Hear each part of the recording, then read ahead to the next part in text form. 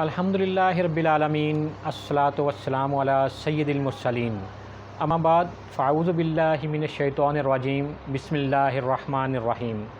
السلام علیکم ناظرین، میں ہوں صاحبزادہ حکیم عاصم شہزاد۔ حکمت دواخانہ لاہور میں عرصہ 20 سال سے دکھی انسانیت کی خدمت میں مصروف ہوں۔ عوام الناس کی ایک کثیر تعداد میرے نام اور کام سے بخوبی واقف ہے۔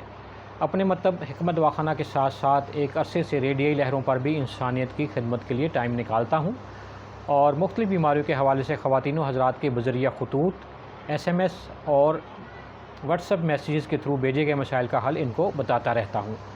انہی بہن بھائیوں کے پرزور اصرار پر اب سوشل میڈیا پر بھی حاضر خدمت ہوں۔ الحمدللہ مجھے یقین ہے میری اس چھوٹی سی محنت سے ہزاروں نہیں بلکہ لاکھوں مریض اللہ کریم کی رحمت سے شفا یاب ہو سکیں گے۔ ناظرین، آج کے پروگرام میں ہم ایک بہت ہی پریشان کن اور تکلیف دہ مرض کثرت پیشاب کے بارے میں گفتگو کریں گے۔ ایسا ہے کہ جب پیشاب بننے کا عمل بہت تیز ہو جائے تو پھر پیشاب کی حاجت بھی بہت زیادہ ہو جاتی ہے، یعنی بار بار پیشاب آتا ہے اور روکنا بھی مشکل ہو جاتا ہے۔ ایسے مریضوں میں تحریک اعصابی ہوتی ہے اور عضلاتی سکون ہوتا ہے۔ جگر میں تحلیل ہوتی ہے، یعنی پیغام رسانی کا کام کرنے والے اعصاب میں تحریک ہوتی ہے، اور جو عضلات ہیں یہ سوئے ہوئے ہوتے ہیں۔ عضلاتی تسخین کی وجہ سے عضلات پوری طرح سے پیغام نہیں دے پاتے اور پھر مثانہ کمزور ہو جاتا ہے۔ پیشاب کو روکنا مشکل ہو جاتا ہے۔ کثرت پیشاب کے مرض سے نجات کے لیے اگر عضلات میں تحریک پیدا کر دی جائے تو پیشاب کی کثرت سے مسئلہ حل ہو جاتا ہے۔ ایسے بچے جو بستر پر پیشاب کر دیتے ہیں ان کے لیے بھی اور ایسے بزرگوں کے لیے بھی پیشاب کو کنٹرول کرنے کے لیے بہترین نسخہ بتا رہا ہوں۔ نسخہ نوٹ فرما لیں۔ یعنی ایسا ہے کہ اس میں سب سے پہلے تو سفید کندر یا گوند ککر 10 گرام، لونگ 10 گرام، کھولن جان یعنی پان کی جڑ 10 گرام، تل 10 گرام، جلوتری 10 گرام۔ ان تمام ادویات کو اچھی طرح سے صاف کر کے باریک کر لیں اور کسی شیشے کے جار میں محفوظ کر لیں۔ صبح، دوپہر اور رات ایک ایک چمچ پانی کے ساتھ لیں۔ انشاءاللہ کثرت پیشاب کے مرض سے نجات مل جائے گی، مثانہ مضبوط ہو جائے گا اور ایسے بچے جو بستر پر پیشاب کرنے کے عادی ہیں ان کا مرض بھی جاتا رہے گا۔ چونکہ شوگر کے مریض بھی کثرت پیشاب کا شکار ہو جاتے ہیں، اس لیے شوگر والے بھی یہ نسخہ استعمال کر سکتے ہیں۔